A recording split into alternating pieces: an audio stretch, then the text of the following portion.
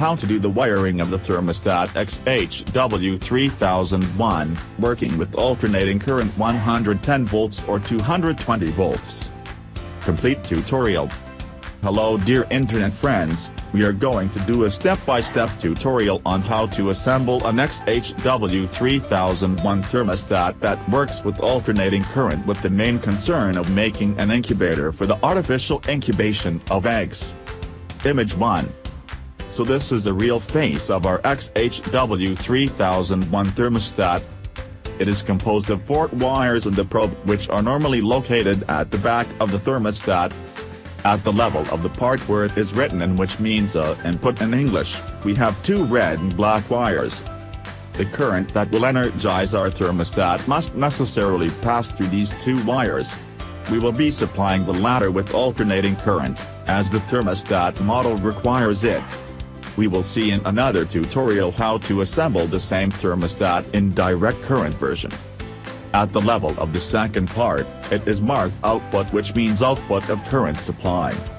This is a 110 volt or 220 volt current output that will be used to wire components essential to the manufacture of our incubator. For the rest of the assembly, we need dominoes or terminal blocks. They facilitate connectivity between components. As shown in the picture, we put the 2 wires of the current input and the others of the current output in the holes of the terminal block. Here we are adding a socket to connect to the 220 volt or 110 volt mains supply.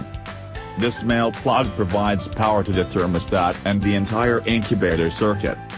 We noticed at this stage that the incubator can start, but we will not be able to stop it if necessary, so we must think about it at this stage to remedy it. We are going to cut one of the 2 current input wires. We place a switch in series with respect to the cut wire. We will now be able to turn the incubator on or off. We are now going to mount our incandescent bulb or our heating resistor. This element will be used to heat the incubator. Our heating element should have an operating voltage of 220 volts alternating current. But it will be possible to mount a resistor or a 12-volt bulb through an adapter. AC-DC part AC will be mounted at the end AC and our resistor will be connected to the output DC of the adapter. We are now going to add a 220-volt fan. Its role is to make the temperature homogeneous within the incubator. Ventilation and aeration are 2 different phenomena that should not be confused. Ventilation aims to renew the air within the incubator, while ventilation aims to standardize the temperature in all corners of the incubator. We place our fan in parallel with a 220 volts output. We now have an incubator that can be started or stopped, which can provide fan-regulated heat to the system.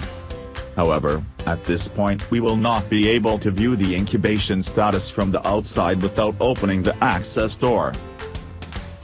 We add another bulb within this incubator. But this bulb must not be incandescent. Its role will not be to heat the incubator but rather to provide the light necessary for viewing the interior background. The added bulb can, for example, be of the ugly type, well known for saving energy. Our added bulb does not have to be on at all times, so we have to act on our circuit.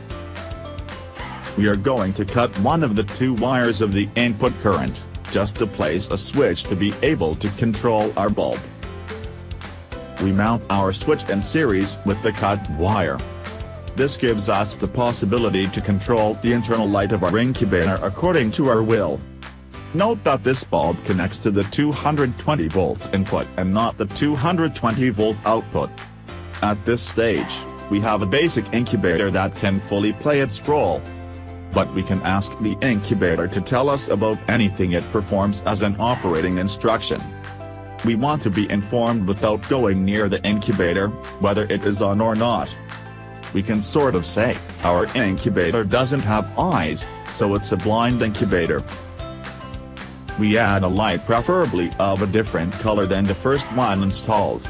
Its good location is between the thermostat and the terminal block as shown in the picture. We will do the same for our anterior viewing bulb.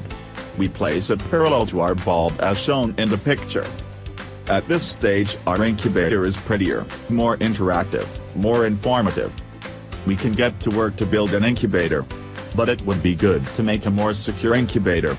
An incubator that can protect its circuit by itself in the event of a short circuit. It will therefore be necessary to think about taking the right solution. This requires adding a fuse, which in case of a short circuit will just blow its circuit to break the circuit and prevent any damage within the incubator. The fuse will be mounted in series with one of the input current wires.